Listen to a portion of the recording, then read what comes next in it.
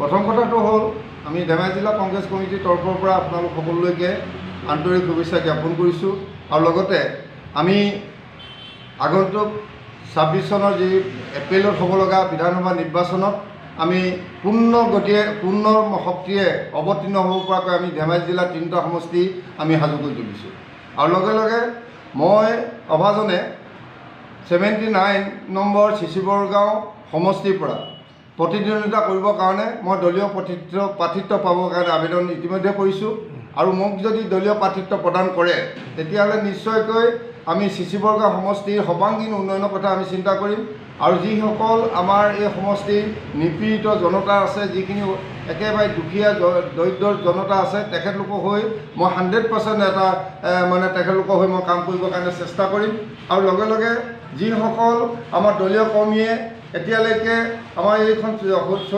হৈ থকা চৰকাৰখনৰ পৰা বিভিন্ন আঁচনিৰ পৰা মানে তেওঁলোকৰ নামবিলাক কৰ্তন কৰিছে তাৰ প্ৰতিক্ৰিয়া হিচাপে মই এই কথাটো কৈছোঁ যে আপোনালোকে হতাশ নহ'ব যে 26 চনৰ গৌৰৱ গগৈ নেতৃত্বত এখন আমাৰ কংগ্ৰেছ চৰকাৰ হ'বলৈ গৈ আছে আৰু সেইখন চৰকাৰক আমাৰ গৌৰৱ গগৈ নেতৃত্বত হ'ব লগা চৰকাৰখনে আমি অসমত বসবাস কৰা সকলো জনসাধাৰণ সমান চকুৰে চাবৰ কাৰণে আমি আমাৰ দলীয় এটা সিদ্ধান্ত হৈছে আৰু এই সিদ্ধান্তৰ মৰ্মে যদি আমি যে চিচিবৰগাঁও সমষ্টিৰ পৰা আমি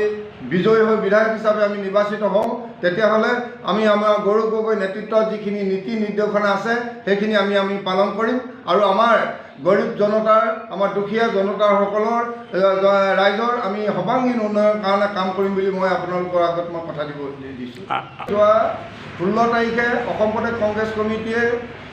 যিটো আবেদন আমাৰ প্ৰাৰ্থিত্বৰ কাৰণে আবেদন বিচাৰিছিলে তাৰ আবেদন মই 16 তাৰিখে আমি দাখিল কৰিছোঁ আৰু লগে লগে অসম প্ৰদেশ কংগ্ৰেছ কমিটিয়ে এটা কথা নিৰ্দেশনা দিছিলে যে তাত দিয়াৰ পিছতে আমাৰ জিলা সমিতিত এই আমাৰ আবেদনবিলাক দাখিল কৰিব লাগে। ইতিমধ্যে অলপ আগতে মই আমাৰ ধেমাজি জিলাৰ জ্যেষ্ঠ উপসভাপতি আমাৰ টংকেশ্বৰ দুৰী ছাৰৰ ওচৰত মই এইটো জমা দিছোঁ আৰু আমাৰ 3টা ব্লক আছে লগতে আৰু এটা কথা কৈছিলে ব্লকতো এইটো আবেদন আমাৰ জমা দিবৰ কাৰণে নিৰ্দেশ দিছে আৰু মই অহাকালিৰ ভিতৰত আমাৰ চিচিবৰগাঁও সমষ্টিৰ অন্তৰ্গত মাছখোৱা চিচিবৰগাঁও আৰু চিলাপথাৰ টাউন এই 3টা মানে ব্লক সমিতিতে মোৰ আবেদন পত্ৰ মই জমা দিম। আপোনালোকক কিমানজন মানুহে আবেদন পত্ৰ আমাৰ চিচিবৰগাঁও ইতিমধ্যে 5জনে আমাৰ আবেদন পত্ৰ দাখিল কৰিছে। ধন্যবাদ।